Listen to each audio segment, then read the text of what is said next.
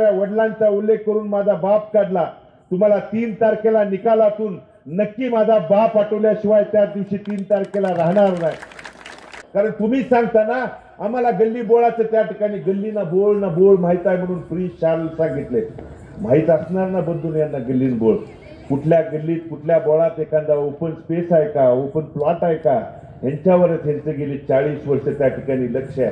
आणि म्हणून जर तुम्हाला अशी लोक जर चुकीचे असतील, अरे आम्ही कधीही तुम्ही बोलवा पुराव्यानिशी येतो। हा आणखी एक पुरावा आज काढून घेतलाय।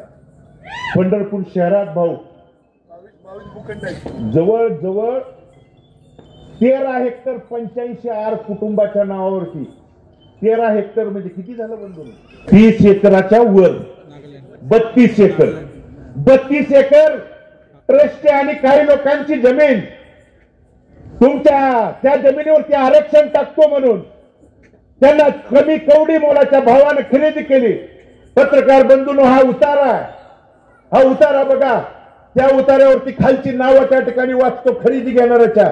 ऋषिकेश उमेश परिचारक, रोहन प्रशांत परिचारक आणि चिन्मय राजीव जोशी ही 3 नावं आहेत। तुम्ही बघा, अरे गोरगरिबांच्या नावावर, एखाद्या संस्थेच्या नावावर, एखाद्या ट्रस्टच्या नावावर तुम्ही त्या ठिकाणी नगरपालिकेच्या शासनाच्या आणि प्रशासनाचा धाक दाखवून आरक्षणाची भीती त्या ठिकाणी घालता आणि नागरिकांचे गोरगरिबांचे जागा भूखंड हडपण्याचं आपण काम या नगरपालिकेच्या निवडणुकीच्या निमित्तानं करत असाल तर माझ्याकडे मुद्दा आहे, पुरावा आहे। तुम्ही या भगीरथवर एक सिद्ध करून दाखवा। आज जे सांगताय ना भालकेनी या ठिकाणी मुद्द्यावरून गुद्द्यावर आणली। भालकेंचा माझ्या वडिलांच्या हयात नसणाऱ्या वडिलांचा देखील 11 वर्षाच्या काळात या तालुक्यात शहरात काम करत असताना कुणाला दादागिरीची दमदाटीची भाषा केली असेल, कुणाला त्या ठिकाणी आरक्षणाच्या नावाखाली फसवणूक केली असेल, कुणाला त्या ठिकाणी पोलीस स्टेशन प्रशासन अधिकाऱ्यांच्याकडून चुकीची वागणूक दिली असेल, एक मुद्दा सिद्ध करा। 27 तारीख आहे, निवडणुकीतून भगीरथ माघार घ्यायला त्या ठिकाणी तयार आहे। पण तुमचे मुद्दे आज जे आम्ही पुराव्यानिशी दाखवतोय ते खुलासा आणि खुडवून टाकायला तुम्ही समोर येणार नाही। फक्त आज या ठिकाणी सभेच्या माध्यमातून बोलायला नाही म्हणल्यानंतर एक पत्रकार बंधू बोलून घेऊन गप एकदम चेहरा गरीबाचा आव आणून बोलायला त्या ठिकाणी सुरुवात केली आहे। पण गरीब इथली मायबाप माझी जनता सुज्ञ आहे। आज मला इथल्या निवडणुकीला काही त्या ठिकाणी देणं घेणं नाही म्हणताय आणि सकाळी 7 वाजल्यापासून घर ना घर बंधून कधी बघितलं होतं हे तुमच्या दारापर्यंत आलेलं? गेल्या 25-30 वर्षातल्या निवडणुका आठवा कधी तुमच्या दारापर्यंत आले होते? यांची कारण त्यांची विचार करायची वृत्ती येत होती की लोक कार्यकर्ते पदाधिकारी आमच्या दारापर्यंत आले पाहिजेत, आमच्या पायावरती नतमस्तक झाले पाहिजेत।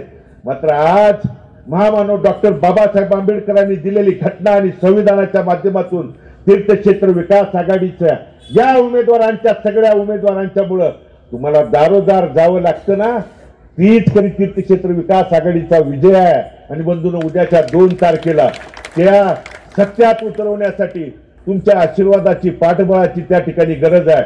आणि म्हणून रिक्षा चिन्हासमोरील बटन दाबून हे भयमुक्त, भीतीमुक्त, धूळमुक्त असेल, त्या ठिकाणी खड्डेमुक्त असेल, पिण्याचं स्वच्छ पाणी, त्या ठिकाणी आरोग्याविषयी असेल, आज जे आमच्या नगरपालिकेच्या सत्तेच्या माध्यमातून सांगताय इथं जवळपास आपल्याला त्या ठिकाणी जी भाजी मंडई होती शेळके वस्तीला मनीषा नगर मध्ये 17 वर्ष झालं आता बघितलं ती भाजी मंडई बंद आहे का? तुम्ही या भागात इथं टेरेसवरती बोलला नाही त्या भाजी मंडईवरती?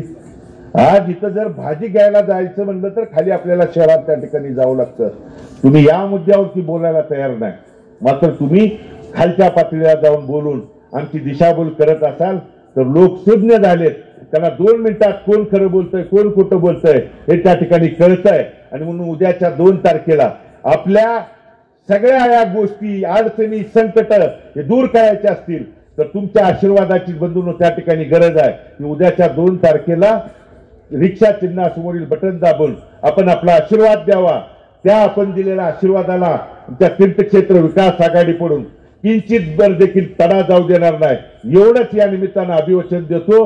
आणि आपण जमला त्याबद्दल अंतःकरणपूर्वक आभार व्यक्त करून मी माझं मनोगत थांबवतो।